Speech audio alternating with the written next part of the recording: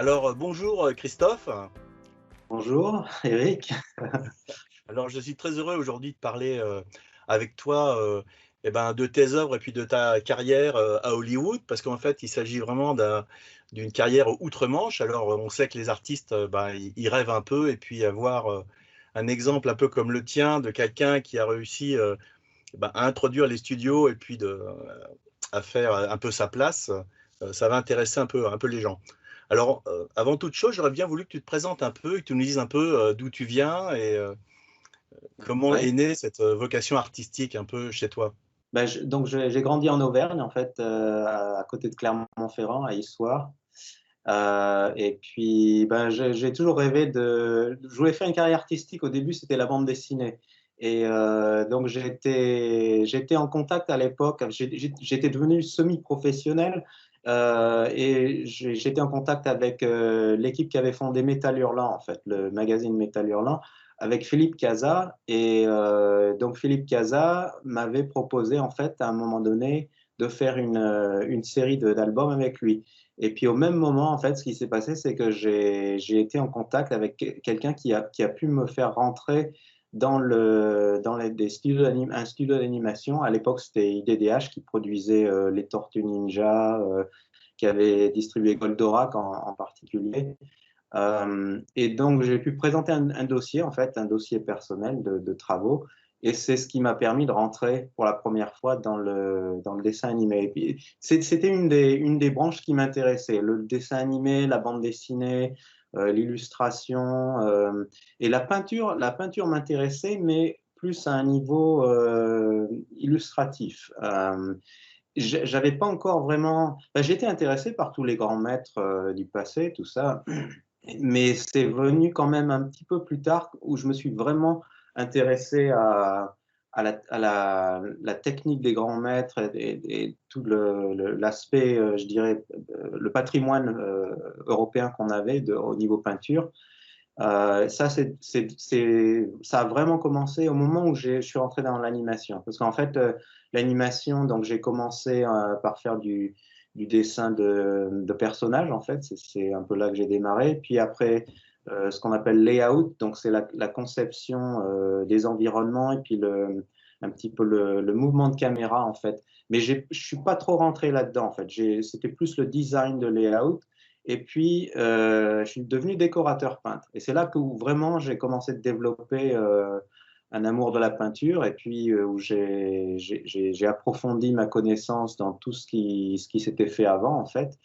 Et donc, je me suis intéressé en particulier à une école, la Hudson River School, qui était en fait, qui avait produit des gens comme Albert Bierstadt ou Frédéric Church, qui étaient des grands paysagistes, en fait, mais à échelle vraiment monumentale, et qui avaient en fait permis un petit peu l'Ouest américain de se développer, parce que c'était des gens, des voyageurs, en fait, qui étaient partis avec les expéditions et qui était aussi revenu en Europe faire du paysage en Europe, mais en particulier qui avait servi un petit peu à comment dire, le marketing pour la population, pour populer, pour que les gens viennent vers l'Ouest américain en fait. Et donc tous les grands parcs nationaux, tout ça, c'est ça qu'on voit dans leur peinture. Et puis ils ont voyagé de manière un peu internationale. Bon, et tout ça en fait, ça m'a vraiment inspiré. Et puis, c'est là que j'ai commencé vraiment à faire de la peinture à côté.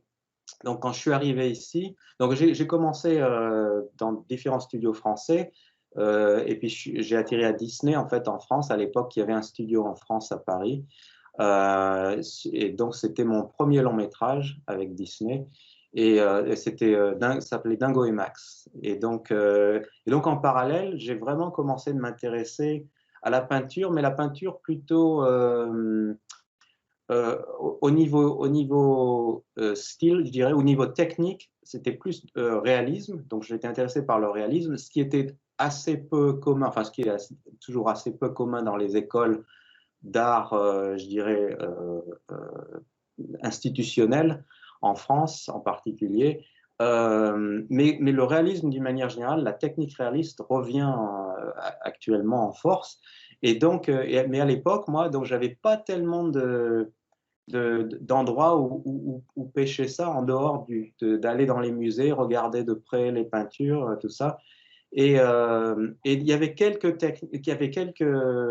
galeries en France, alors en particulier la galerie Ra à Paris, qui m'avait beaucoup inspiré, mais qui était très fantastique. Et donc, ça rentrait un petit peu dans ce que je voulais faire aussi, parce qu'en fait, j'étais très fantastique à l'époque. Et puis, la galerie Ra a fermé juste au moment où, en fait, on m'a proposé, en fait, comme j'étais déjà à Disney à Paris, j'ai pu négocier pour venir à Disney ici.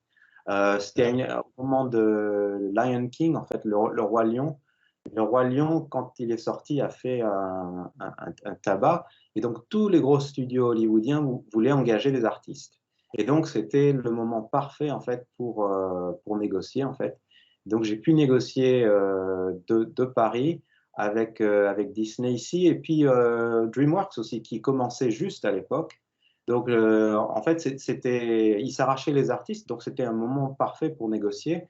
Et donc, finalement, je suis resté à Disney, mais j'ai demandé à venir ici.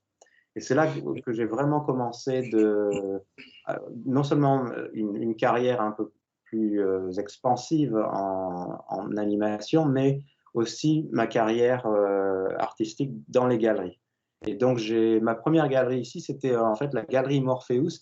Je ne sais pas si beaucoup de gens se rappellent du peintre suisse Edgar Giger, en fait, qui Oui, avait Giger, créé, oui. voilà. Donc, en fait, Giger qui avait créé donc la créature d'Alien. Ouais. Et donc, la galerie qu'il exposait ici à Beverly Hills, c'était la première galerie où j'ai commencé d'exposer. Maintenant, la galerie a eu des hauts et des bas, et à un moment donné, ils ont fermé. Donc, je suis passé à différentes autres galeries, et puis mon style a évolué aussi. C'était plus aussi fantastique, c'était plus dans le surréalisme, le réalisme imaginaire, le symbolisme. Donc, et plus j'ai exposé en galerie, plus ça s'est développé dans ce sens-là, toujours avec une technique assez réaliste. Je dirais pas hyper réaliste, parce que l'hyper-réalisme, c'est quand même quelque chose d'un petit peu différent, mais c'était technique très réaliste avec des thèmes très symboliques et portant sur le réalisme imaginaire. Aujourd'hui, quand on découvre tes peintures, c'est vrai qu'on voit que c'est bien dans le symbolisme. Et puis, bah, tu as des décors, enfin, qui sont vraiment somptueux parce que et c'est vraiment mystique un peu. Enfin bon, il y a toujours de la magie. On est vraiment transporté dans un univers fantastique, hein, Mais au début, quand tu as commencé, tu devais avoir des sacrés talents de dessinateur parce que bon, on voit que c'est très maîtrisé ton style et puis la peinture également. Enfin, ça tient à Mais la disons, fois d'émettre du symbolisme et puis une certaine modernité. oui, oui, oui. Ben, Donc, en fait, au départ, c'est vrai que la bande dessinée m'a permis de m'intéresser au dessin pur. Donc, c'est un petit peu bon. Et puis, c'est vrai que j'ai pas toujours eu accès à des choses qui me permettent vraiment d'apprendre jusqu'à ce que je rentre dans le dessin animé. Le dessin animé m'a vraiment permis de rencontrer des artistes qui avaient un petit peu la même optique que moi, en fait, qui étaient portés sur le développement de leur capacité personnelle à dessiner, à peindre, à mettre en scène aussi.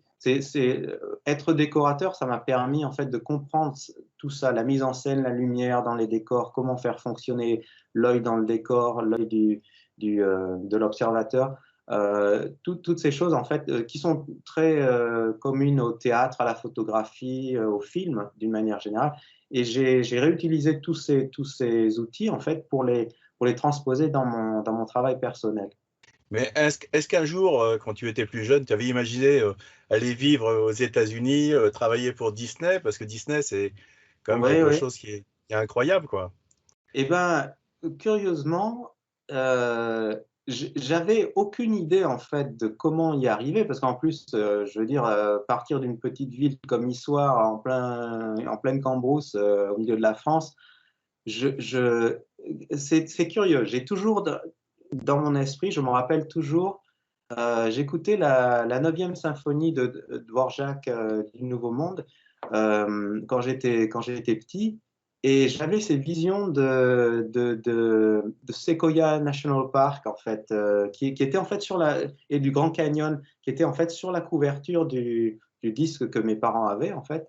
Et quelque part, cette vision en fait du Nouveau Monde, qui était donc les États-Unis, qui représentait les États-Unis, m'est restée gravée depuis ce moment-là. Et j'avais cette espèce de, c'est comme si j'avais déjà la vision que je serais là-bas. Mais je ne savais pas du tout comment faire. Je me disais, mais même ne serait-ce que rentrer dans le cinéma d'animation, c'était un rêve impossible pour moi. Et donc, j'ai vraiment eu une chance énorme en fait de pouvoir rencontrer les gens au bon endroit, au bon moment, qui m'ont permis en fait de faire tout ça. Même après être rentré dans le cinéma d'animation, c'était encore quelque chose enfin, venir aux États-Unis, c'était encore quasiment impossible. C'est vraiment un concours de circonstances incroyable parce que même le studio Disney à Paris n'existe plus. Donc, en fait, il y a eu cette fenêtre d'opportunité dans le temps qui m'a permis, en fait, de rentrer dans le studio, qui m'a permis d'être en contact avec les gens ici et finalement de pouvoir venir ici. Donc, il y a des choses comme ça dans la vie où vous n'avez aucun contrôle dessus. C'est vraiment. Et puis bon, bah, tu as comme participé à des dessins animés qui sont très connus, hein, tu en as cité quelques-uns, donc on te retrouve surtout dans les décors, hein, je crois, Oui. c'est plus les arrière-plans, enfin, tu es directeur artistique, probablement, c'est toi qui gères un peu tous les décors du film ou on te confie une partie Alors, seulement?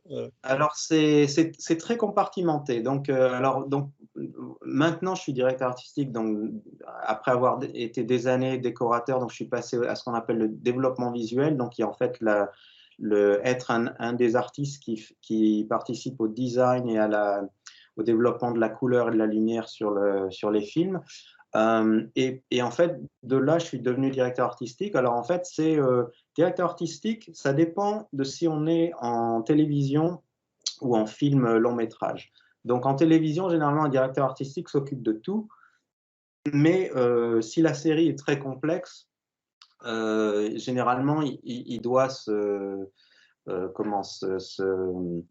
avoir un associé qui s'occupe plus particulièrement soit du design des décors et de l'architecture, soit de la couleur et de la lumière. Mais généralement, moi, je considère que les deux sont des choses vraiment très séparées. Et sur un long métrage, généralement, vous avez deux personnes qui s'occupent de ça. Même, c'est devenu même encore plus complexe en animation maintenant, puisque comme l'animation, en fait, l'animation en image de synthèse, en fait, c'est passé un petit peu, c'est devenu un petit peu similaire au live action, la prise de vue réelle.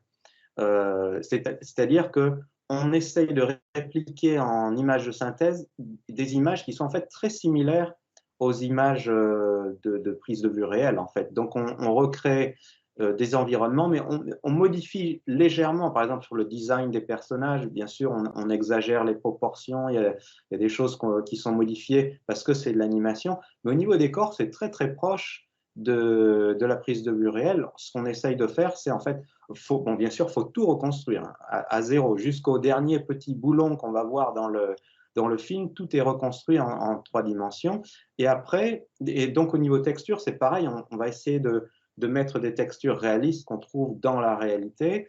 Et puis l'éclairage, c'est pareil, on va essayer de recréer des éclairages réalistes qu'on voit dans la vie de tous les jours ou naturels d'extérieur, mais bien sûr de les focaliser dans une direction bien particulière, comme en prise de vue réelle.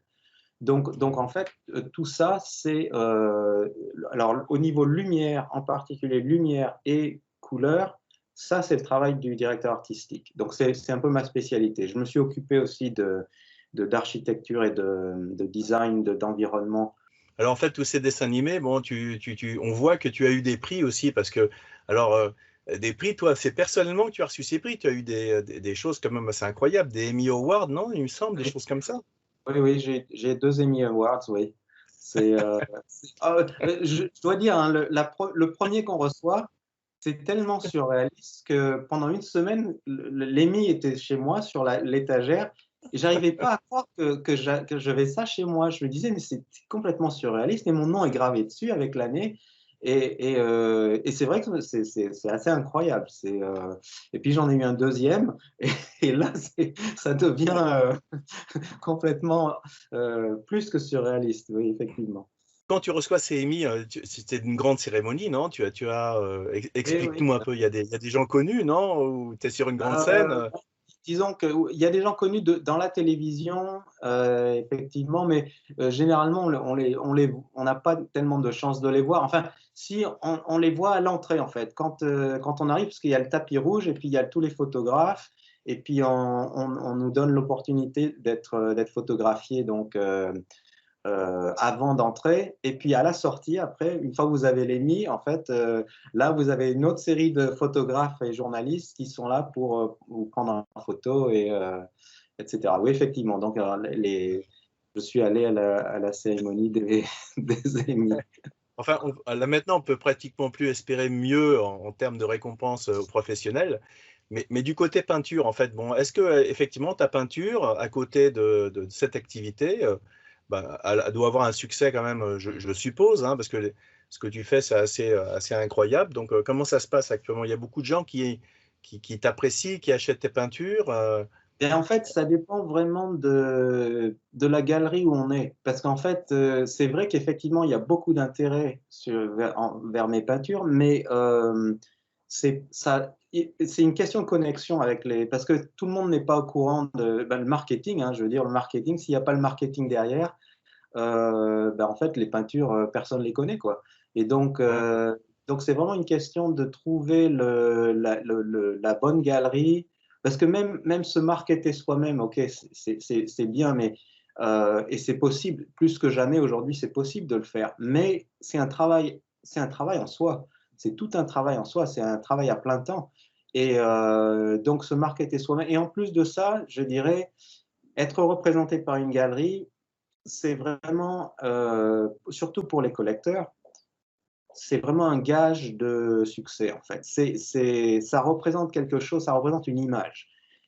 Alors que se marketer soi-même, c'est tellement facile aujourd'hui de le faire. Enfin, facile, Ouais, je ouais. dirais au niveau technologique. Mhm. Mais ça représente un investissement personnel de temps, d'efforts, qui n'est pas à la portée de tout le monde parce qu'il faut à la fois travailler. En plus, moi, je travaille dans le dessin animé, mais aussi je prépare donc un show là pour une galerie. Donc, en plus, avoir le travail de marketing, je veux dire, c'est quelque chose de quasiment impossible. Et donc, être représenté par une galerie, c'est vraiment, pour moi, c'est vraiment important, pour une question d'image, et puis aussi être représenté par une bonne galerie. C'est-à-dire qu'il y a tout un travail que la galerie fait qui est extrêmement important. Alors, c'est très important d'avoir une galerie en qui on a confiance, euh, une galerie qui est ouverte à une véritable conversation parce que je suis passé par certaines galeries où effectivement ça s'est terminé très mal parce que j'ai réalisé que je ne pouvais pas avoir confiance, que en fait il y avait, ça allait à sens unique et que en fait vous vous sentez exploité à un moment donné, quoi. Et donc en fait c'est très important pour moi de trouver une bonne galerie. Donc là, je suis passé par plusieurs galeries au fil des années. Et là, en fait, je viens de trouver une galerie à Beverly Hills, ou plutôt c'est eux qui sont venus me trouver. Et en fait, ça m'a quand même pris un an depuis le moment où on s'est contacté, en fait, jusqu'à aujourd'hui. Je n'ai pas encore signé, par exemple, de contrat officiel avec eux. Ça va arriver bientôt.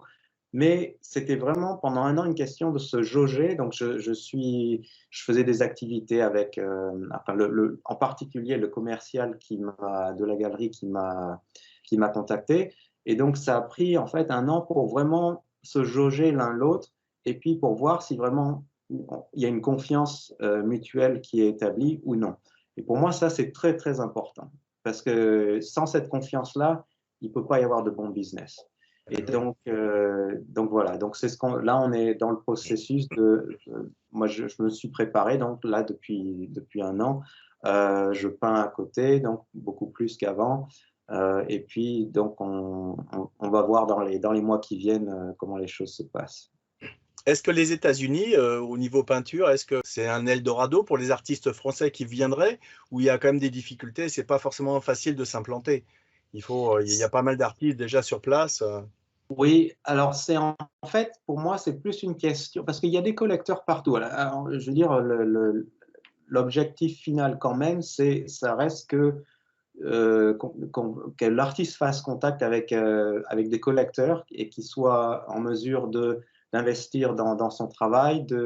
Bien sûr, au niveau des collecteurs, c'est très important qu'ils comprennent que si l'artiste, en fait, qu'ils puissent investir dans cet artiste long terme, à long terme. Et donc, en fait, aux États-Unis par rapport à l'Europe, je dirais que il n'y a pas tellement de différence. Il y a peut-être plus de pouvoir d'achat aux États-Unis parce qu'il y a effectivement il y a plus d'investisseurs. Maintenant, il y en a aussi en Europe, mais ils sont partout. Donc, c'est pas seulement en France, parce que, et puis aussi avec la situation de Covid, il y a beaucoup de galeries qui ont fermé. Donc, ça a été. Enfin, il y a beaucoup de galeries qui ont fermé, mais il y en a aussi beaucoup qui ont fait de très bons scores en 2020 parce qu'en fait, il se trouve qu'ils avaient de très bons contacts, ils ont gardé de très bons contacts avec leurs collectionneurs et qu'en fait, le fait que les locaux eux-mêmes étaient fermés n'a pas empêché les collecteurs et les commerciaux des galeries en fait de rester en contact. Et donc, comme les artistes étaient enfermés, en fait, parce qu'effectivement, on était enfermés, ben, ils ont travaillé, d'une manière générale, les artistes qui sont vraiment motivés, ont travaillé davantage. C'est ce qui m'est arrivé, effectivement. Moi, je suis resté ici, bon, j'étais comme tout le monde enfermé pendant tout ce temps. Et ça m'a forcé, en fait, à vraiment établir une structure plus solide et de vraiment bosser pour pouvoir avoir quelque chose de solide à la sortie. Donc, en fait, la différence entre les US et la France ou l'Europe d'une manière générale n'est pas aussi marquée qu'on pourrait le croire. C'est vrai qu'on a le rêve américain en France, on a vraiment le rêve américain en tête et on se dit, oui, est-ce que les artistes aux US... mais je dirais, il y a quelque chose qui s'est passé aux US qui change beaucoup de choses. C'est qu'il y a eu et c'est pas seulement aux US d'ailleurs, même en Europe, il y a eu un développement de ce qu'on appelle les ateliers, en fait, les petits ateliers où vraiment, et ça s'est développé en parallèle aux institutions, les écoles institutionnelles normales. C'est des petits ateliers qui se sont développés pour vraiment porter de nouveau développer la technique réelle, c'est-à-dire apprendre à dessiner, l'anatomie, toutes les bases fondamentales académiques, la peinture, comment fonctionne la lumière, la texture, comment fonctionnent les coups de pinceau, etc. Et donc maintenant, il y a vraiment un nouvel essor de nouveau de réalisme, de techniques réalistes, mais avec tout un tas de différentes catégories. Et donc en particulier, enfin pour moi, c'est la catégorie qui correspondrait à ce que je fais, c'est le réalisme imaginaire. Très bien. Ben, écoute, Christophe, j'étais heureux de parler avec toi. Merci pour cet entretien. Alors, qu'est-ce qu'on pourrait te souhaiter de plus que le maximum de succès encore plus, et puis bah, surtout du plaisir pour peindre. En tout cas, bah, je te remercie beaucoup, Ouais. puis je te dis à très bientôt. Ouais, bah, merci beaucoup à toi et je suis content d'avoir pu faire cette interview. C'est très intéressant. Ok, allez, à très bientôt, Christophe. À bientôt, Eric. Merci.